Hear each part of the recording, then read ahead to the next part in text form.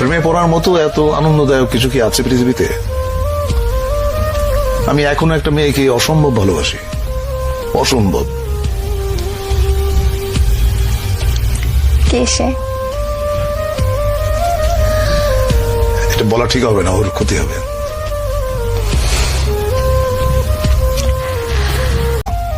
আপনার কাছে প্রেমের সংজ্ঞাটা কি? প্রেম আপনি কিভাবে অনুভব করেন? প্রেম হচ্ছে স্বর্গীয়।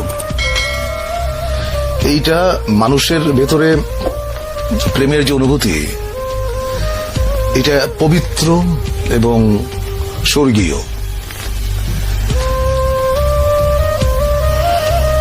প্রেমের চাইতে ভালো বিষয়